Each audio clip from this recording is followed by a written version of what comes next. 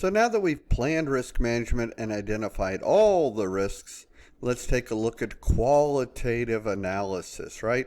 Which is going to use a probability and impact, but it's a subjective, it's expert opinion, or it's corporate policy, right? And the point is to do it very quickly to get a risk score, that probability times impact risk score, so that we can prioritize all of these risks. Okay? So we want to perform qualitative risk analysis, the third process. It's about prioritizing using a subjective, still good enough for prioritizing the risk register. So we have our inputs and our tools, and we'll talk about the outputs in a minute. Realize that in the tools, data gathering is done a lot through stakeholder interviews. What's their sense of risk? Remember, risk appetite, risk tolerance, risk threshold, those terms. We want to do data analysis, so we can use probability times impact. And realize that it's subjective, this approach, which means it's based on the perceptions of the stakeholders and their attitudes. So you can use numbers, even though it's subjective, 1, 2, 3, 4, 5. You could use low, medium, high, right? It's up to you. You'll decide, and you'll have built that into your risk management plan. If you'd like to read more on this, page 424 of the PMBOK guide is a good place to go. I also will use as a tool my risk categories, because some categories will weight higher than others. So I'll use my sources of risk in my risk breakdown structure, and I may even use the WBS to support that. Okay. Now, the data risk quality, you have to ask yourself, okay, I use the identify risk process to produce this risk register, right? I just listed all my risks. Now I'm using qualitative analysis to reprioritize the risks, right? And with both of them, they have potential risk owners. I've assigned categories already. But now in qualitative risk analysis, I am looking at, is it worth, by prioritizing, is it worth the time to go on further and do planning, right? And I only want to do that for the ones with the highest probability and impact after I have prioritized them. So you will always ask yourself about data quality assessment, right? Evaluating the degree to which the risk data is useful. You worry about data quality assessment because of the subjective nature of qualitative approach, but it's still good enough for prioritizing your risks. Some are going to go on to qualitative analysis if it's worth your time, if they end up here in this high risk area. Others are going to go on straight. They're going to skip quantitative. They're impending now. They'll go right to risk response planning, and then others are just going to go to a watch list. This is below the cut line. There's still risks. We still want to keep an eye on them. They will evolve and could change, but we call it a watch list. Now, probability and impact, this is just a one-slide summary. It's an advanced conversation, I call it. And you'll see more on this on page 423 of the PMBOK guide.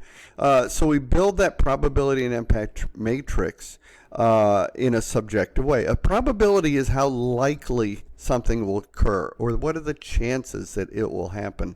The impact is the consequence if it does happen, right? And it can be negative or positive, right? And so this is kind of an advanced discussion on probability and impact if you need it. This is what one of your probability and impact matrices might look like, right? And if you do it one way for one risk, you will do it the same way for all of your risk in your risk register. So this person decided they would judge probability and impact based on high, medium, or low, and they probably wrote into their risk management plan that anything red will get a response, right? In anything shaded will get a focus, and anything in green will go to the watch list. You can see more on page 423 of the PMBOK guide there. So in qualitative risk analysis, we have then the outputs. And the output, there's only one output. It's a little frustrating to me, and it's the project document updates. I would have thought they would have said, update the risk register. They don't. The only output is project document updates. So I'm asking you to think, whenever you see as an output to qualitative, yes, it is project document updates. That's the formal output. But I want you to think of, well, of those documents, a couple of them I want to update are the risk register and risk reports, as well as perhaps the assumptions log. Okay?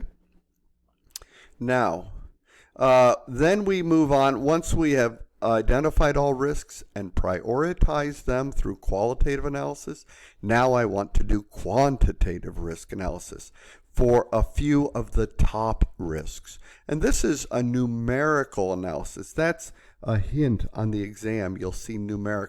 They both can use numbers, qualitative and quantitative. I've shown that. But it's where we get the numbers to determine the probability and impact, right? I get the numbers. I might go out and do market research. I might get traffic patterns. Are they changing, increasing, or decreasing? If I want to open up a donut shop on a certain street, how are the traffic patterns going to change? What are the zoning laws, right? That's the kind of numeric analysis I'm going to do. And that's why quantitative is not required for every risk. Qualitative, to prioritize, qualitative analysis is required for every risk in your risk register. Otherwise, how else can I prioritize it? But you do not have to do quantitative for every single risk, even all the high ones. It's just not always done. It's too hard. It's a valuable process, though, for the right risks.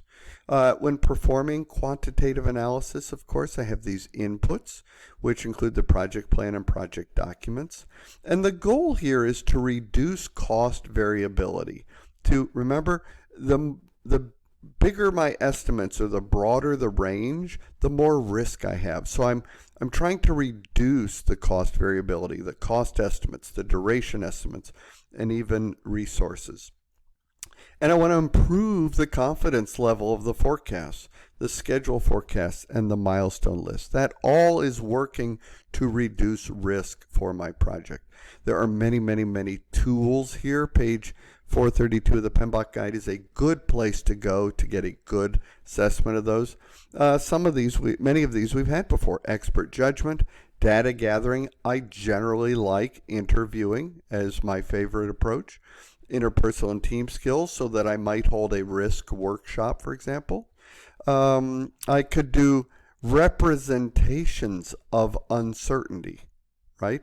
And remember, back in cost management, we talked about PERT, program evaluation and review technique. Well, you didn't realize it then. You thought, oh, this is a cost management tool or a schedule management tool for estimating durations or costs. That's true, it was, but really we were doing it to minimize our risk. And that's how we represented uncertainty, like in the beta approach, the PERT approach, which weighted the most likely by a factor of 4. Okay? We could do data analysis, including sensitivity analysis, and I'll show you pictures there, and some other approaches. I have some examples here coming up. One of the things we can do is perform quantitative risk analysis using expected monetary value. Know this for the exam. The formula for EMV, expected monetary value, the formula is probability times impact. Know that formula for the exam, please. The EMV is a tool used to calculate contingency reserves, and you can add up the expected monetary value for the risks that you're talking about. EMV is often used with a decision tree, and I will show you an example of that. This is a decision tree. You see, it looks like a tree laying on its side, right, with the top of the tree here. This is my build Andy Molnar's donut shop, right? Do I build it in a new location or do I upgrade? That's the decision. You don't have to know all this detail for the exam. There is a good example of this in the PMBOK guide, so feel free to go there and review it. It's similar. I just used Molnar's donuts. But notice that it's a decision tree. Do I build or do I upgrade? And in each decision, I have this probability, 60% of strong demand or weak demand if I move it to a new location, and the impact, how much money I think I can make in each. And so that's really the EMV portion, the probability times impact, and I will use that in the decision tree to eventually make a decision. Like I said, a good example of that in the PMBOK guide. Now, in performing quantitative analysis, I can do sensitivity analysis. That was one of those tools, right? And so it looks like a tornado chart, right? Where the risks are the horizontal bars and the longest bars are the highest risk items that I want to address first.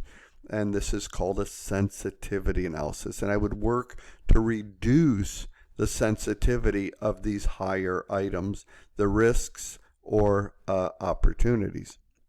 I would work to reduce the sensitivity of risks and enhance those of opportunities. Now, in performing quantitative analysis, I can also do I can do simulation is the tool, and the best known form of simulation is called Monte Carlo analysis, right? Like gambling, it's the casinos, right? I take all the data I've collected in all of these planning processes, put it into a computer, and it's going to spit out lots of data. Here's some examples here, like what are the chances of an activity being on the critical path, right? What are the chances of convergence, which we know from schedule management is a higher risk operation. So you get all of these facts and figures. And here's an example. This is the S-curve from your project from beginning to end. And you can see the probability that Monte Carlo spit out. There's a 50% chance of finishing the project in day 145, right? I would shoot for bonuses for the team to finish the project in day 170 because there's a 93% chance, so I'm not taking a huge risk, but say my project costs $1 million a day. I can save a bunch of money by offering a $10,000 bonus if the customer accepts the deliverable by day 170, right? That's how that could be used. You won't see this on the exam. I just wanted to show you a real output of a Monte Carlo analysis, right? So in quantitative analysis, the key output then is my project document updates, again, just like it was in qualitative analysis. And again, I ask you to think of the risk register and the risk report. Those are the things you want to update. And now my next process is plan risk responses.